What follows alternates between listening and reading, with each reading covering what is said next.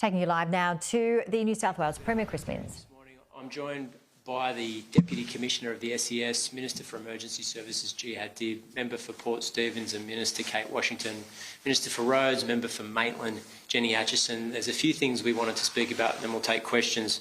Firstly, obviously the weather system that we've been dealing with that's brought all of these storms has moved out of the region. However, there are still towns that are isolated, particularly on the mid-north coast. 15 at last count, although in the last few hours we expect a few of those towns to no longer be isolated and connected again to roads, which is good. However, we're fully aware that there are substantial communities that don't have road access.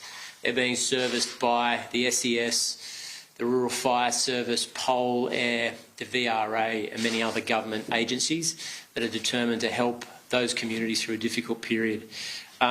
There are 24 emergency warnings still in place, and we continue to remind people to look at their app, the Hazards Near Me app, listen to the media, listen to emergency broadcasts. I know that there's blue skies at the moment, which is good news, but we're asking you to look at your app rather than the sky before making a decision. The concern we have at the moment is road slippage, landslides. The SES police have got the best and latest information, and obviously, now that we're through the worst of the weather, we want people to be safe during the clean-up phase. Just shows that there's a clear understanding of emergency responses during these natural disasters. Unfortunately, we've got more and more of them. First priority, of course, is to save people in imminent risk of death. The next priority is to supply food and shelter, and the last priority is the clean-up effort. And I know that there's, of course, going to be frustrations when someone's worldly goods have been swept away or their business has been smashed, but everyone, of course, would appreciate as well that we've got to make sure that the third priority doesn't jump in front of the first one. And when you've got crews that are affecting over 600 flood rescues in the last 3 days, that must be the priority. As floodwaters recedes, we can move into the clean-up phase, and we're seeing resilient communities do just that. Before I hand over to my colleagues, I did want to speak about Taree. We were in Taree not long ago. It's a community that's been hit incredibly hard, but they're resilient and tough, obviously sad about what they've had to go through both in 2021 and these latest floods, but I think it's best typified by their local MP, Tanya Thompson, who's incredibly tough, very resilient local member of parliament, very forthright in what her community needs, but has been in there cleaning up shop after shop, helping her local community since the storms hit. We want to make sure that community can get back on its feet as soon as possible, and we want to go with them on that journey.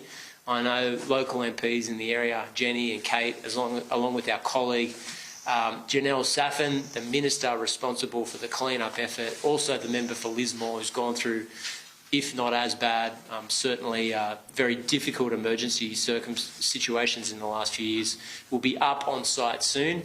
Hopefully tomorrow, I think tomorrow, to help with the clean-up effort. We know this is a mammoth task ahead of us. We thank people for their patience.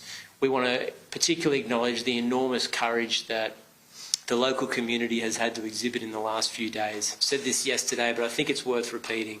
We would have had hundreds of deaths if it wasn't for the bravery, the courage of emergency service workers in the last 72 hours. They've been incredible in the circumstances, but we need them. We would be in huge trouble without them. They saved a lot of lives. I'm going to pass over to Jihad and then the Deputy Commissioner. Thanks so much, Premier, and good afternoon, everybody. And just to add on from that, as the Premier said, we've just come back from Taree, where we got to see firsthand that next phase, and most significantly to the spirit of the community. And I too want to add my voice to the efforts of the local MP there, Tanya Thompson, who has been advocating hard but also been with the community. And in times like this, what you really see is the mettle of people, and we're seeing that up and down the whole Hunter region. We're seeing a whole joined-up approach of government agencies, non-government agencies, emergency services, and of course just every single person wanting to make a difference. As the Premier has said, we're now moving towards a different phase of this particular incident. The incidents themselves are starting to drop down in terms of number, and they're changing in nature. Pleasingly, there's been a lot less flood rescues that are required. but we move now into other forms of incidents where people may need support in terms of getting back into their home, in terms of assistance with the clean-up, but also in terms of assistance with other essential items. And to give you one example, last night was an incredible Australian first drop-off of medicine to a home that desperately needed it, had been cut off by the floods. And as a result of that, we used the latest technology, including drones, to be able to drop medicine, urgent medicine, to families. Now, that's what happens when you stay connected. That's what happens with a different approach that we've undertaken, where we're looking up at everything that people can do. In terms of other things, of course, that there are concerns, our ministerial colleagues and all of our state colleagues are working together. I know that our local MPs from the area have been in discussions with the Minister for Agriculture about the sports that's available today. And as one example, I know that there are fodder drops in areas, in agricultural areas, that have been affected by this. What we are seeing is that transition to the next phase, which is the clean-up. We've seen inspired efforts today of the community cleaning together, working together, our emergency services working with the community, volunteers from interstate coming in and supporting. And I think these are the incredible stories to take. From this clean-up, of course, we move into the recovery phase, and I know that Minister Saffin, who will be up here tomorrow, will continue with that in that really seamless approach. We are really clear about this one thing. We are so grateful to everybody and all of the efforts they've made. Whether you're a volunteer emergency service, whether you're a paid emergency service, whether you're a member of the community who just saw that your neighbour needed some help and you went in and helped. And that's a great Aussie spirit, and we appreciate it for that. The Premier said that we're here for the long run, we'll be here for the long run. All of our colleagues will do it together. This is a strong, resilient community, and we'll stand shoulder to shoulder with them. I'm going to hand over to Deputy Commissioner Daniel Austin to give us a SES update. Thank you, Minister. Good afternoon, everybody. As you're well aware, the significant and coordinated response continues right across the mid-north coast. 148 warnings stand current as we speak. However, we expect that number to change very quickly this afternoon, as one of our priorities is very much about getting people back to where they came from. Whilst we will work as fast as we can to make sure that those warnings are reviewed as quickly as possible, we do so with the number one priority being safety. We have got through this incident so far with a relatively low casualty and death toll, and we do not want that to change as we move forward. So we will take a safety first approach before we start to remove those warnings, and we will ground truth those to make sure people get in quickly. The prioritisation of today's effort is very much around clean-up, as you heard, damage assessments, resupply, and in many cases getting medical supplies and getting people out to medical appointments and the like, and as well reviewing those warnings. Whilst the river levels continue to drop, the reality is the countryside will take some time to drain, and that means there is still risk. So we are asking that people very much monitor their circumstances, as you've heard, connect with the Hazards Near Me app and stay current with warnings as the situation continues to change. We estimate there will be around about 10,000 properties that will require damage assessment. That will take a significant amount of time. We have more crews coming in today to continue that work and move through the areas, and we will do that as quickly and as safely as possible.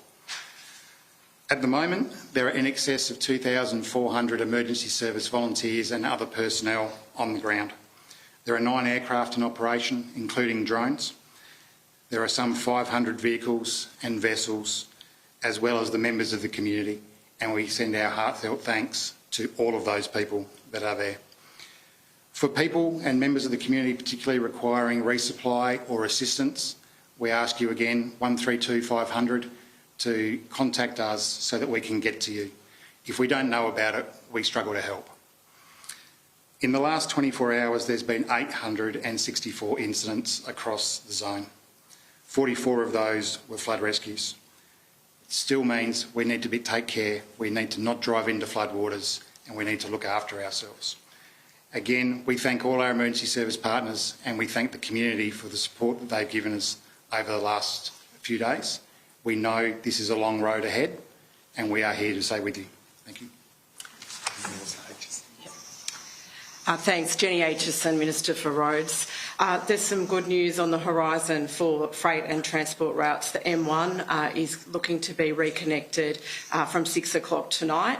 It will be a single lane in either direction. The amount of garbage and debris that is on the roadway from the floods is extensive.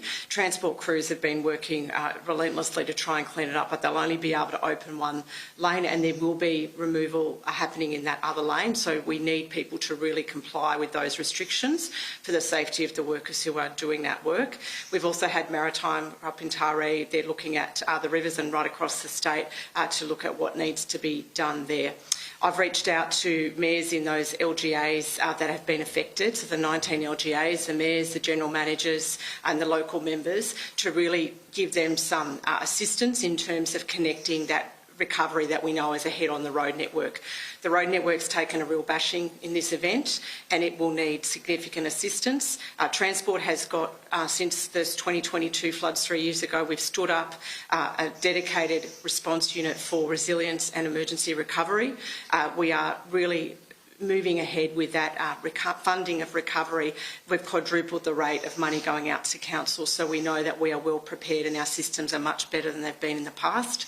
I want to give a big shout out to all of the crew from Transport in Maritime and all of the other emergency services who've been working so closely together with on this recovery and this response. It's been really important to see. And from my own community here in Maitland, the good news is also that Testes Hollow reopened this morning, and we know that that means that Gilliston is not isolated, which is a really good outcome for them. But keep complying with all of the directions around traffic. Do not go into floodwaters. If there are speed restrictions around, it's really important that you comply, because there will be people cleaning the road so you can use it, and you need to make sure that you are keeping them safe as well. Thank you. And we're all happy to take questions. There are any. Yes, sir. Premier, there's been about 10,000 homes which have been damaged. Yeah. Will the state government implement a buyback scheme in areas that have flooded multiple times? Look, I can't promise that. We are going to work with the local community and the local mayor about resilience in the township. That's hugely important. But I have to assess what the flood damage is, what the likely impact has been.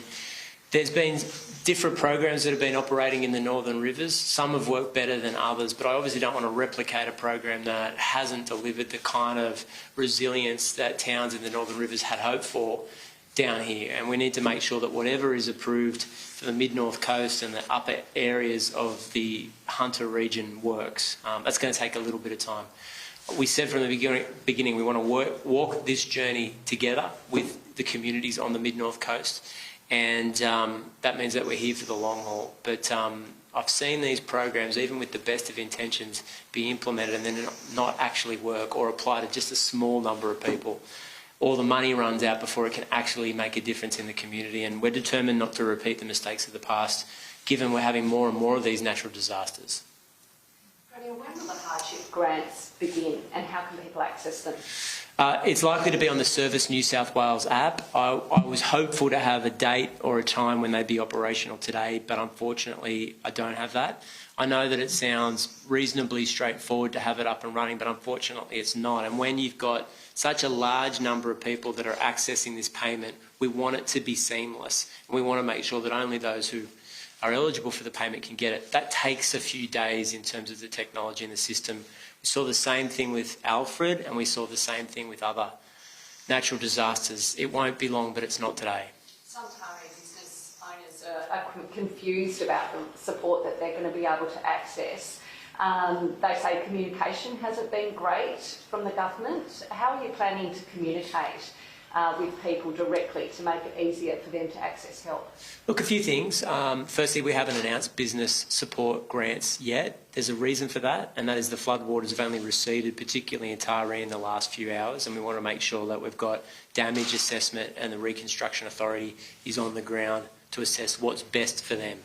Now, I'd love to have this all sorted in 24 hours. I'd love to have it done within 12 hours of the floodwaters receding, but I have to manage expectations here, and based on past practice, we are shortening the period in which help, particularly help to reconstruct a community, comes in, but it's not within a day.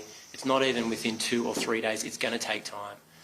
When it comes to communication, obviously we've been front-footing communication about evacuations and emergency rescues.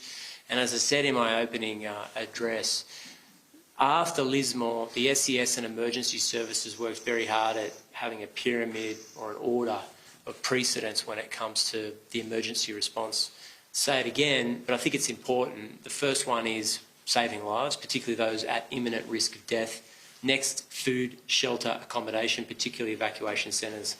And now we move into the clean-up phase.